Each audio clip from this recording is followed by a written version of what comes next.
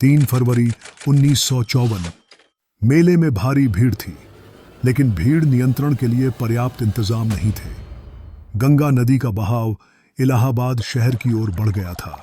इसी बीच भीड़ एक जुलूस में साधुओं और श्रद्धालुओं के बीच स्थित बैरिकेड तोड़कर घुस गई, जिससे भगदड़ मच गई। इस घटना के बाद प्रधानमंत्री जवाहरलाल नेहरू ने सुझाव दिया कि राजनेता और वीआईपी मेले में जाने से बचें। लेकिन कहानी इतनी सीधी नहीं है। ब्रिटिश राज में कुंभ मेले ने एक नया मोड़ लिया। ब्रिटिश राज में कुंभ मेले का स्वरूप बदल गया।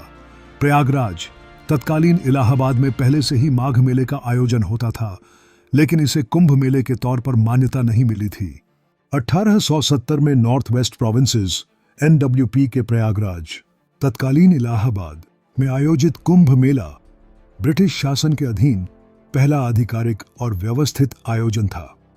मेले के दौरान नाइयों से बार्बर टैक्स के रूप में सरकार ने बड़ी कमाई की, जो कुल राजस्व का लगभग 1/4 था, जिसमें प्रति नाई 4 रुपये का कर निर्धारित था। लेकिन स्वतंत्र भारत में कुंभ ने कैसे अपनी पहचान बनाई और पहली बार आधिकारिक रूप से इसे कब मान्यता मिली?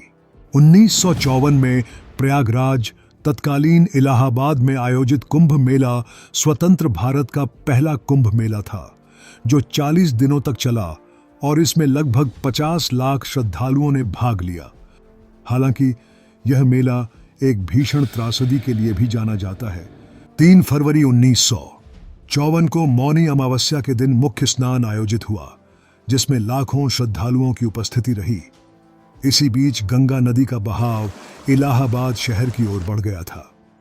प्रधानमंत्री जवाहरलाल नेहरू और राष्ट्रपति डॉक्टर राजेंद्र प्रसाद सहित कई प्रमुख नेताओं की उपस्थिति ने भी भीड़ को बढ़ाया।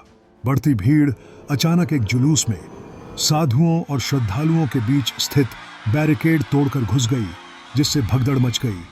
टाइम मैगजीन के अनुसार 300 मौतें, 200 लोग लापता और 2000 घायल हुए। बाद में न्यायिक जांच आयोग का गठन किया गया, जिसका नेतृत्व जस्टिस कमलाकांत वर्मा ने किया। आयोग ने भीड़ प्रबंधन और सुरक्षा उपायों के लिए सिफारिशें की, ताकि ऐसी घटनाओं की पुनरावृत्ति न हो। हालांकि पीड़ित परिवारों को कोई मुआवजा नहीं दिया गया। 1954 के कुंभ मेले की यह त्रासदी हमें यह सिखाती है कि बड़े आयोजनों में सुरक्षा और प्रबंधन कितना महत्वपूर्ण है। ऐसी घटनाओं से हमने बहुत कुछ सीखा है और उम्मीद है कि भविष्य में ऐसी त्रासदियों की पुनरावृत्ति न हो। अगर आपको यह जानकारी महत्वपूर्ण लगी हो तो वीडियो को लाइक करें, चैनल को सब्सक्राइब करें।